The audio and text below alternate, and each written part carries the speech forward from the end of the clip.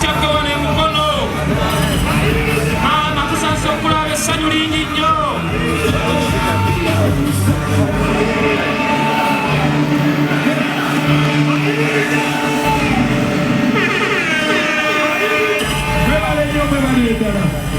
DJ stop.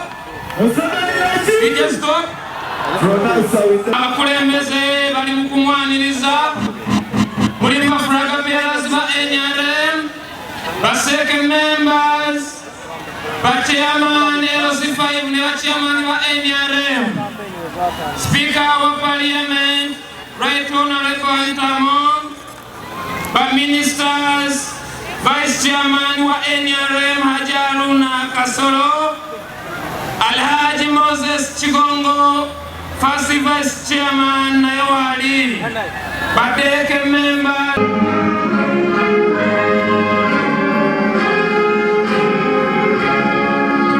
Your Excellency, we want to thank you for the industries. We want to thank you for the industries that you have put in Mukono. The problem of the jobs and the wealth creation. Your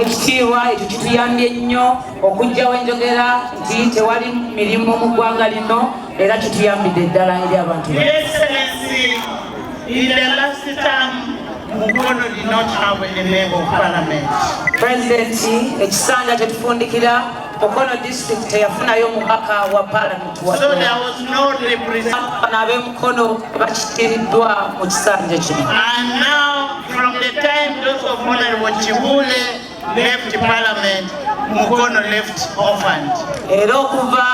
Chibule ne engineer Kapero Sekitoleko Mulungi wakiriza speaker na wa Honorable Bessie Namboze bashirike sente za mutwalo kumujjanjaba.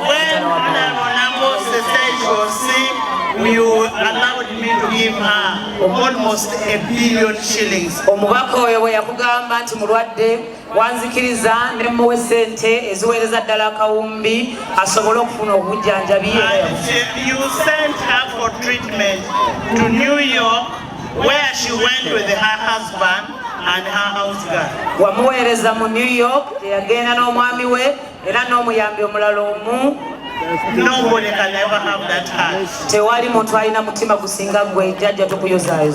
after Honorable Nambos abusing you day in, day out, on radios, on television, everywhere.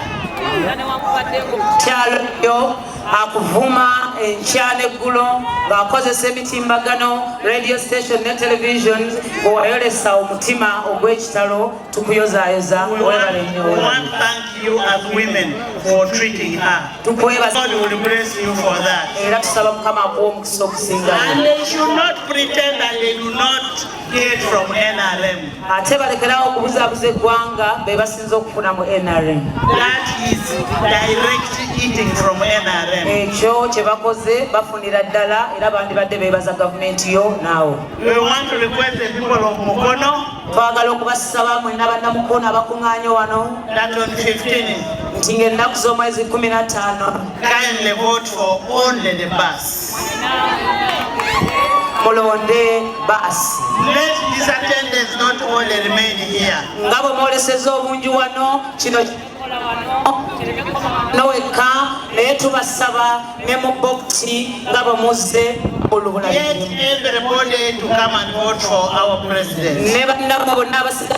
100 days we shall have brought back Bisiyaga. Nti mu nnaku 10 nga bakakwata obuyinza bajja kuba bamaze okuleeta ebisiyaga mu ggwanga lino. We should learn to protect the values of this country. Tulina okuyiga nga bannayuganda okukuuma ennono ze tutambulirako n'empisa zaffe mu Uganda. The traditions of our country. The traditions, the values of our country.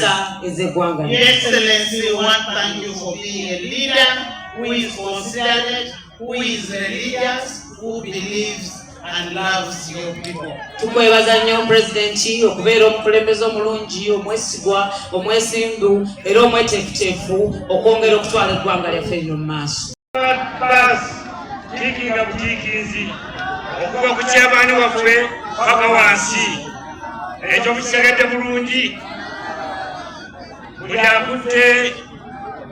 akutte bendera yaffe mu mwaka lulu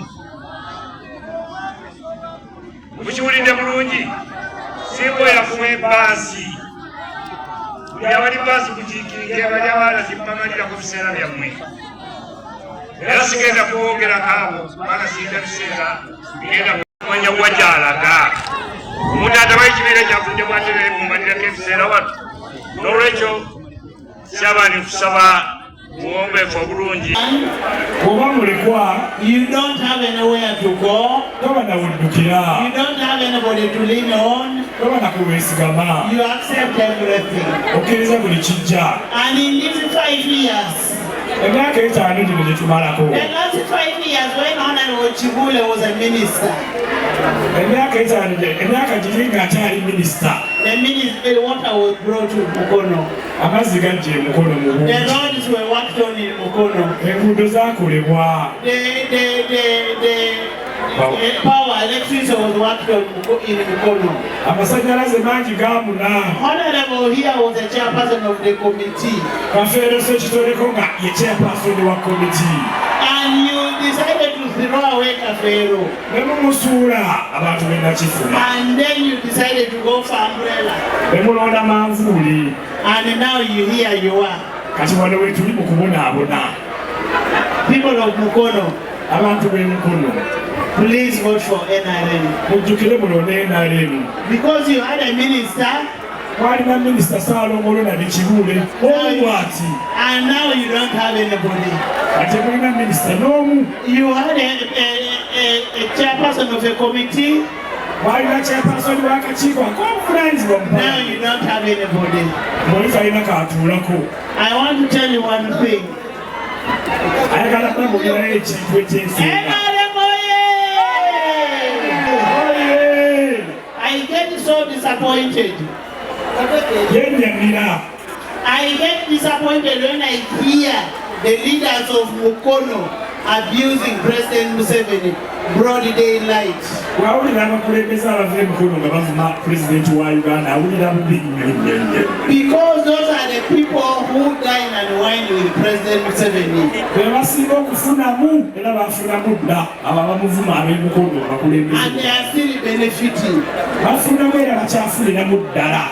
And you find there are others who say they were sick, N'osanga abalala bagamba baali balwadde.